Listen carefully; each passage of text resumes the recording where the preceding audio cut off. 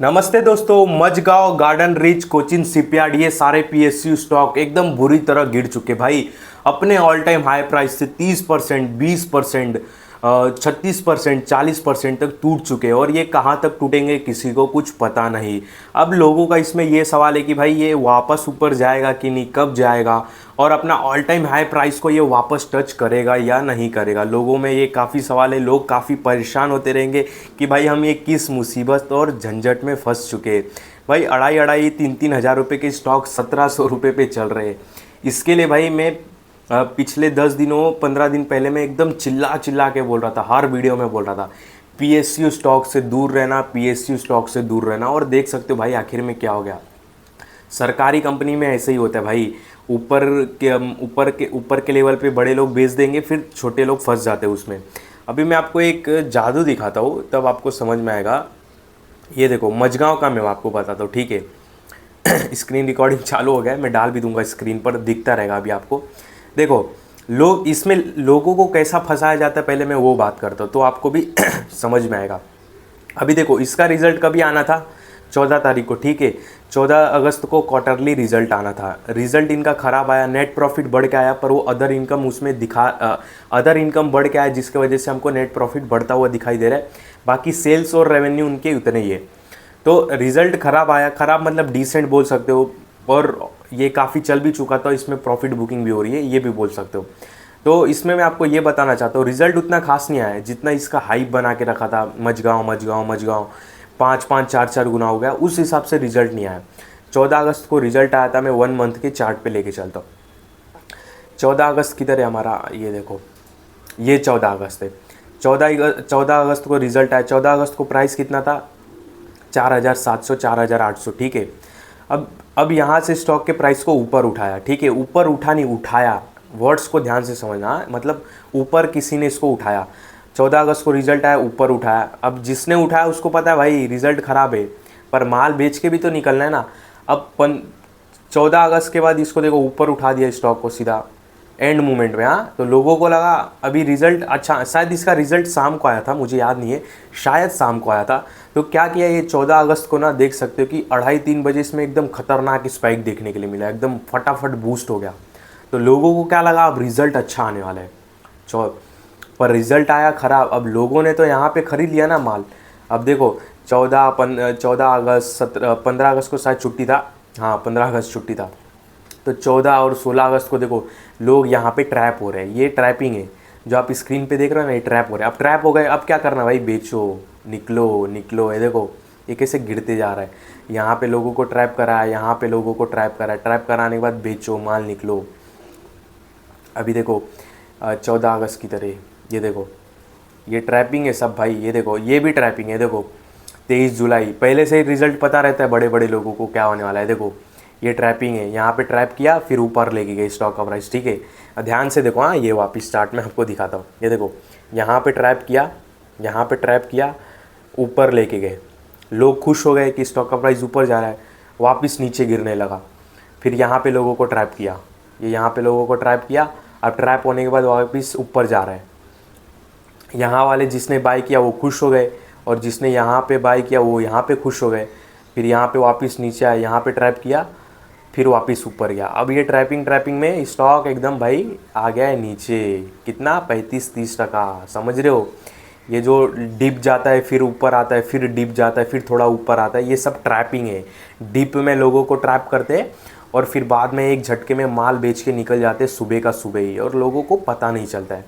तो ऐसे ही भाई ट्रैप होता है काफ़ी ओवर वैल्यूड स्टॉक में। जो काफ़ी स्टॉक चल जाते हैं ना, ऐसे स्टॉक में ऐसे ही ट्रैप किया जाता है।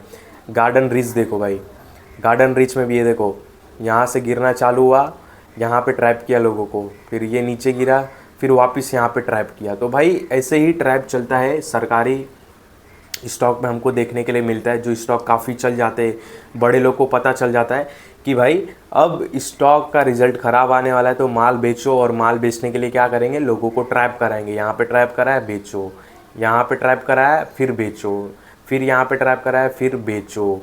और उसका नतीजा क्या निकल के आता है, सीधा इन लोग एक झटके में माल एकदम भारी क्वांटिटी में बेच देते।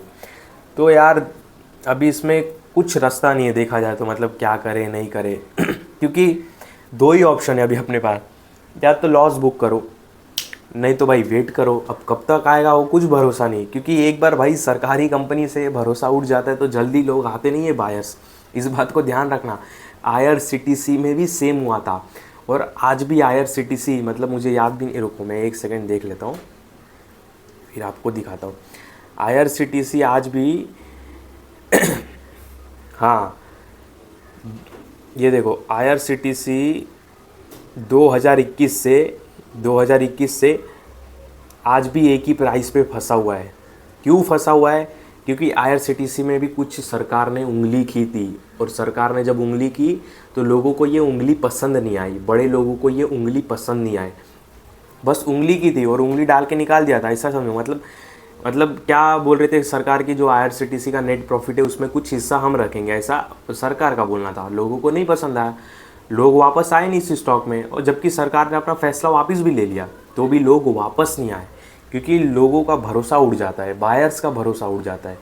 तो देख सकते, इस सरकारी कंपनी में कुछ भी हो सकता है भाई। सरकार की कंपनी कुछ भी करे, प्रॉफिट रखे नहीं रखे, नेट प्रॉफिट बढ़ा के दिखाए, नेट प्रॉफिट कम करके दिखाए, रेवेन्यू बढ़ा के दिखाए, रेवेन्यू कम करके दिखाए, मटेरियल कॉस्ट बढ़ा के दिखाए, मटेरियल कॉस्ट नहीं भी बढ़ा के दिखाए। मटेरियल कॉस्ट नहीं बढ़ा के दिखाएगा सरकार तो नेट प्रॉफिट बढ़ के आएगा। अगर सपोज़ कल को मटेरियल कॉस्ट बढ़ा दिया तो नेट प्रॉफिट कम हो जाएगा, स्टॉक का प्राइस गिरेगा, नीचे पे बाय करेंगे, ऊपर पे सेल करेंगे नेक्स्ट टाइम। तो ये सारे भाई खेला होते हैं। तो IRCTC का यही कहानी था भाई। अगर किसी को कहानी सुनने का है तो कमेंट कर देना IRCTC का, मैं अच्छे से बता दूंगा। तो ये आज भी वहीं पे रुका है, क्योंकि सरकार ने इसमें वो उंगली कर दिया था अपना। अब कोचिन शिपयार्ड भी देख लेते। कोचिन शिपयार्ड में भी आपको दिखाता हूँ कि ट्रैप कैसे किया था। ये देखो 1 मंथ का चार्ट पे लेके जाता हूँ आपको। यहाँ से स्टॉक को 1 महीना पहले की कहानी दिखा देता हूँ, पीछे भी नहीं जाने की ज़रूरत है। देखो यहाँ से स्टॉक ऊपर गया, ठीक है, वापस नीचे आया। अब यहाँ पे लोगों ने ख़रीदा रहेगा सोच के कि स्टॉक का प्राइस भाई कितना 2700 से गिर के आ गए 2500 पे, चलो यहाँ पे बाय कर लो, क्या पता वापस 2500 चला जाए, अच्छा पैसा बन जाए। ठीक है, स्टॉक चला भी गया। अब 2500-2700 चला गया तो लोग क्या लालच में बैठे रहेंगे, 3000 पे बेचेंगे। ऑफकोर्स बैठे रहेंगे लालच पे, 3000 पे बेचेंगे। अब मान लो कि यहाँ पे बाय किया, यहाँ पे भी बाय किया रहेगा लोगों ने, यहाँ पे भी बाय किया रहेगा, और एक झटके में सीधा स्टॉक गिर गया। तो यहाँ वाले तो फंसे, यहाँ वाले तो फंस गए भाई, ये वाले तो फंस गए ना बकरे, यहाँ भी बकरे फंस गए। अब ये सीधा गिर गया। अब गिरने के बाद देखो यहाँ पे लोअर लेवल पे किसी ने बाय किया रहेगा सोच के, सपोर्ट पे उठाया रहेगा माल, वापस ऊपर गया रहेगा, तो बंदे ने सोचा रहेगा 2700 गया रहेगा, ये वापस गिर गया 2200-2300 आ गया, फिर बाद में ऐसे ही गिरता हो गया। तो ये सारे ट्रैपिंग है भाई। ये जो डिप होते हैं फिर ऊपर जाते हैं, डिप के बाद जो ऊपर जाना होता है ना, डिप वालों को खुश करना होता है कि ऊपर जा रहा है, फिर एक बड़ी डिप लगती है, फिर बड़ी डिप लगती है तो थोड़ा वापस ऊपर जाता है। तो ये जो डिप वाले यहाँ पे बाय किए रहेंगे वो भी खुश, यहाँ पे जो बाय किया रहेगा वो भी खुश हो गया रहेगा कि हाँ स्टॉक का प्राइस ऊपर जा रहा है, पर उनको क्या पता भाई एक बड़ी गिरावट और आने वाली है। तो ये सारे ट्रैपिंग के खेल है जिसमें लोग फंसते हैं, ऊंचे के लेवल पे बाय कराते और नीचे माल गिराते हैं। अब लोगों का इसमें सवाल है कि क्या ये स्टॉक ख़राब हो गया, कंपनी ख़राब हो गई? जी नहीं, ऐसा नहीं है। कंपनी स्टॉक नहीं ख़राब हो गया, जो स्टॉक का प्राइस और वैल्यूएशन रहता है ना उस पर काफ़ी फ़र्क पड़ता है। मेरे बोलने का मतलब ये है कि हमने स्टॉक को भाई गार्डन रिच को 2800-2900 पे ले लिया, 1700 पे आ गया, तो हमारे जो बाइंग्स लेवल है ना वो गलत हो जाते हैं। और इसमें मेन हमको लॉस किस बात का होता है, हमारा टाइम और पैसे का लॉस होता है, क्योंकि हम काफ़ी टाइम से फिर उसी स्टॉक में फंसे रहेंगे, हमारा पैसा भी उसी स्टॉक में फंसा रहेगा। कुछ हम नया कर नहीं सकते, कुछ हम दूसरा बाइंग नहीं कर सकते, दूसरा कुछ सेल नहीं कर सकते। नहीं तो एक ही रास्ता है भाई, लॉस बुक करो, पैसा आधा बाहर लेके निकलो।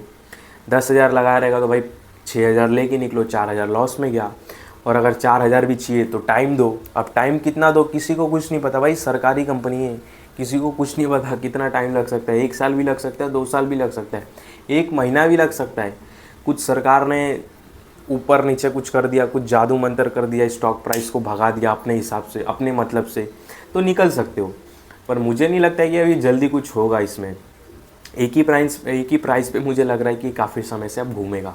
देखते अब क्या आएगा इसमें। कुछ सपोर्ट वपोर्ट कुछ बता के मतलब नहीं है, क्योंकि भाई गिरता है तो बहुत धड़ाधड़ गिरने लगता है, मतलब किसी को कुछ नहीं पता चलता है। और ट्रैपिंग तो दिखा दिया मैंने आपको, ट्रैप कैसे करते लोगों को। तो पीएसयू और सरकारी कंपनी से आपको दूर रहना चाहिए, क्योंकि भाई बहुत सारे फैक्टर रहते हैं दूर होने के। उनके सरकार हर 5 साल में चेंज होती है, कभी कभी तो सरकार गिर भी जाती है, गठबंधन पीछे हट गया तो नई सरकार आती है, नया पॉलिसी लेके आता है, स्टॉक पे इफ़ेक्ट पड़ता है। और अगर किसी स्टॉक पे किसी पॉलिसी का इफ़ेक्ट पड़ता है तो वो इफ़ेक्ट 1 से 2 साल तक रहता है। फिर 1-2 साल तक इफेक्ट रहता है, फिर उसके बाद तो 3 साल के बाद तो सरकार चेंज हो जाएगी। 5 साल में इलेक्शन होते हैं, फिर दूसरी सरकार आएगी, वो अपने हिसाब से पॉलिसी लेके आएगी। अब स्टॉक को नहीं पसंद आया तो वापस वो 2 साल सदमे में रहेगा, 3 साल के बाद तो वापस सरकार चेंज हो जाएगी। तो भाई ये चलता ही रहता है। और लोग भी मतलब पागल ही बोल सकते हैं, क्योंकि ऊपर के लेवल्स पे क्यों लेना, क्योंकि ऑलरेडी यार 5 गुना 4 गुना चल चुका है। ठीक है, उनका चलना था, चल चुका है, तो आप क्यों 5 गुना पे खरीद रहे हो स्टॉक को? क्योंकि वापस 5 गुना या 2 गुना चलने के लिए बिजनेस भी तो 2 गुना होना चाहिए, 3 गुना होना चाहिए, डबल होना चाहिए, तो चलेगा ना। जितना रस था, जितना गन्ने में जूस था वो निकल गया, अभी और रस चाहिए तो नया गन्ना चाहिए, मतलब नया बिजनेस चाहिए और बिजनेस बढ़ना चाहिए, तो स्टॉक का प्राइस भागेगा ना। तो ऑल टाइम हाई प्राइस पे किसी भी स्टॉक को नहीं लेना चाहिए। ऑल टाइम हाई लगा रहा है, लगाने दो। CDSL ऑल टाइम हाई लगा रहा है, लगाने दो, क्यों लेना है भाई? ठीक है, लाख गुना स्टॉक अच्छा है, पूरे स्टॉक मार्केट में अच्छा है, मैं मान लेता हूँ CDSL अच्छा है, पर ऑल टाइम हाई पे लेना क्यों जब हमारे लेवल्स है 2200-2300 के बीच के? तो भाई ऐसे ही होता है स्टॉक मार्केट में, थोड़ा ध्यान देना होता है। सबसे बड़ी बात, एक बात का ध्यान रखो, स्टॉक कितना भी अच्छा हो, कितना भी ख़राब हो, ऑल टाइम हाई प्राइस पे उसको नहीं लेना है। जब अपना एक हाई बना रहा है, ऑल टाइम हाई पे है, 52 वीक हाई पे है, उसको बनाने दो। बनाने के बाद मार्केट में करेक्शन होने दो, स्टॉक प्राइस को एक ही रेंज में रुकने दो, 1 महीना 2 महीना। समझ गए मेरे होने का मतलब? मान लो एग्जांपल के लिए बता देता हूँ, टाटा पावर ने 500 रुपये का लाइफ टाइम हाई लगा लिया, सपोज़ मान लो लगा लिया 500 रुपये का, क्या हमें उधर लेना है? नहीं लेना है। माना टाटा पावर 1000 जाता है, 1000 जाएगा, पर क्या हमें 500 में लेना है? नहीं लेना है। क्यों नहीं लेना है? ऑल टाइम हाई लगा दिया 500, अभी वेट करो, नीचे आएगा, करेक्शन होगा, प्रॉफिट बुकिंग होगी। अब नीचे आके वो कितने पे आ गया? 400 पे आ गया। अब 400 पे कितने टाइम तक रुका है? वो 2 से 3 महीने तक रुका है, तब लो ना। जब एक ही रेंज में फंसा है और 400 के लेवल को नहीं तोड़ रहा है, यानी कि 400 का सपोर्ट बन चुका है, इसके ऊपर अब चलेगा, इसके नीचे नहीं जाएगा, तब लो प्रॉफिट बुकिंग करेक्शन के बाद। अभी इतना करेक्शन हो चुका है मझगांव में, 25-30% प्रॉफिट बुकिंग होएगा, किसी की हिम्मत लेने की नहीं है भाई। क्यों लेगा सरकारी कंपनी? आज 35% टूट गया, कल को सरकार हिल गया तो ये तो भाई जीरो हो जाएगा, फिर तो जीरो नहीं होगा। मेरे बोलने का मतलब 35% टूटना मतलब मार्केट कैप 35% कम हो जाना भाई। 1 लाख करोड़ का अगर मार्केट कैप रहेगा और 35% टूट जाएगा तो उसका मार्केट कैप कितना रह जाएगा?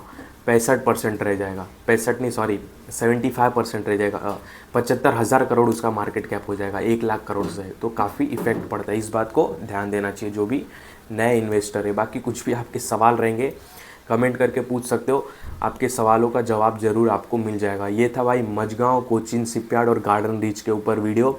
कुछ सपोर्ट रेजिस्टेंस बता के मतलब नहीं है, लॉस बुक करने की ताकत है, लॉस बुक करो, नहीं तो कुछ गुड न्यूज़ आएगा तो मैं इसके ऊपर वीडियो ज़रूर बना के आपको बता दूंगा कि ये लेवल्स पे अब स्टॉक जाने के लिए रेडी है। तो इस वीडियो में आपको कोई भी भाई बाय सेल का कॉल नहीं है, ध्यान रखना, मैं कोई सेबी रजिस्टर्ड एडवाइज़र भी नहीं हूँ। इस वीडियो में आपको कोई भी बाय सेल का कॉल नहीं है।